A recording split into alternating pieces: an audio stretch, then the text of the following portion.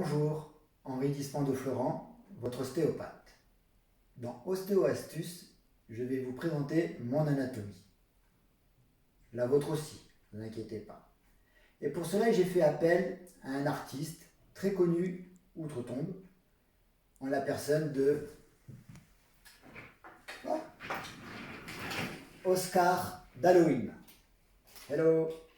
Voilà. Alors ce petit bonhomme va nous aider à comprendre l'anatomie, car vous avez déjà entendu parler de vertèbres, de dorsales, de lombaires, de cuisses, de bras, de jambes, mais parfois vous confondez un petit peu leur endroit où ça se trouve. Donc nous avons le crâne, la tête. À l'intérieur du crâne, je enlève la tête, il y a le cerveau. C'est vide, c'est sûrement un homme, car chez les hommes, le cerveau ne se trouve pas toujours où l'on croit. C'est une boutade, messieurs, ne vous inquiétez pas. Donc ce crâne, cette tête, est posée sur le cou. Le cou, c'est quoi? C'est cette zone-là. Ce sont les vertèbres cervicales, au nombre de 7. 1, 7. On descend.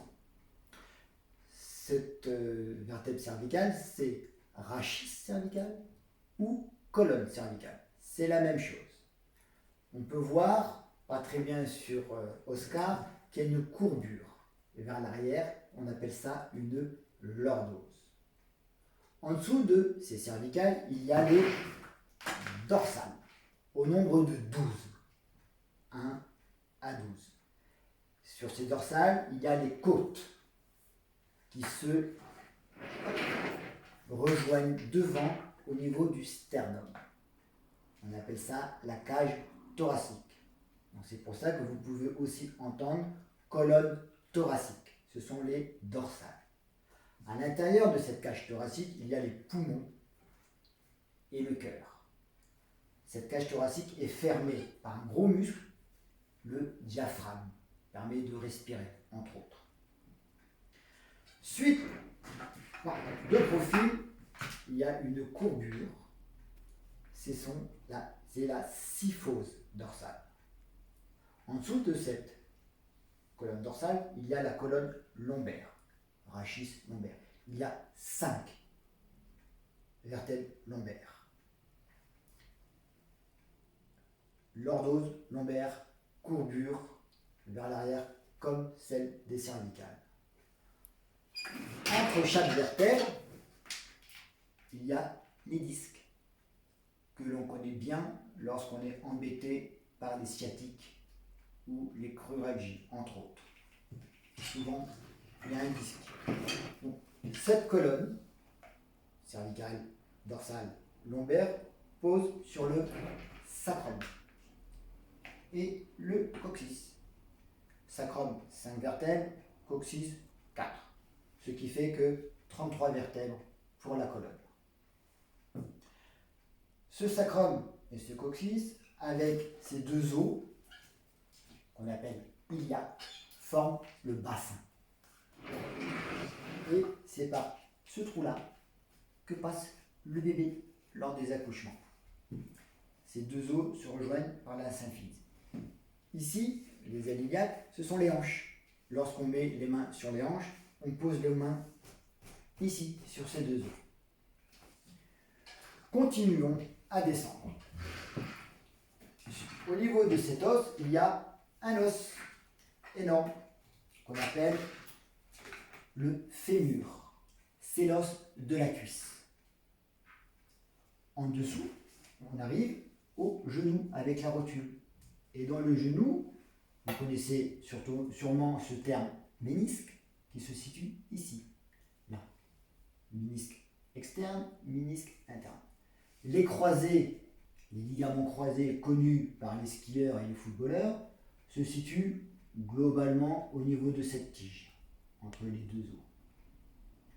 En dessous, nous avons la jambe. La jambe est formée du tibia, du péroné ou fibula. En descendant, nous avons 2 bosses à ce niveau-là. au niveau des chevilles. Ce sont les malléoles.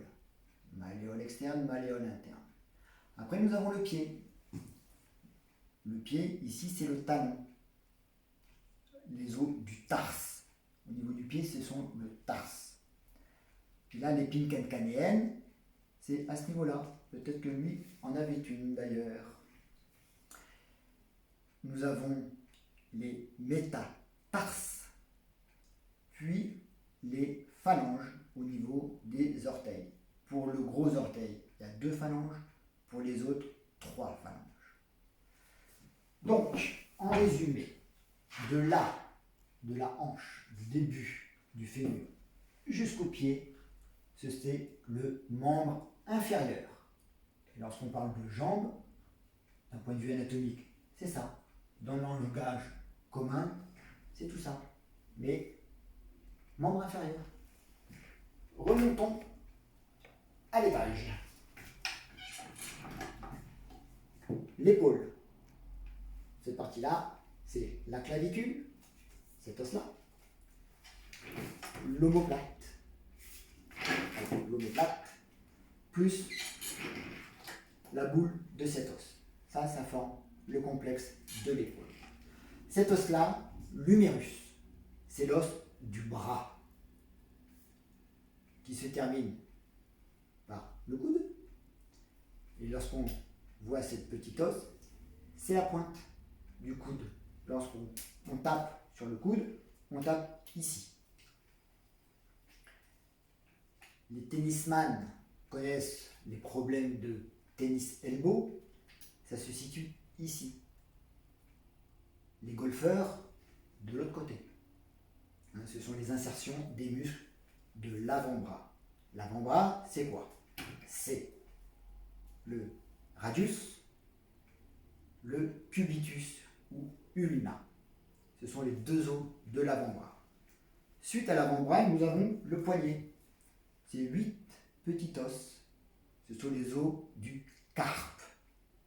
Après, il y a des os un peu plus longs. Ce sont les métacarpes qui se situent ici, au niveau de la paume, entre guillemets.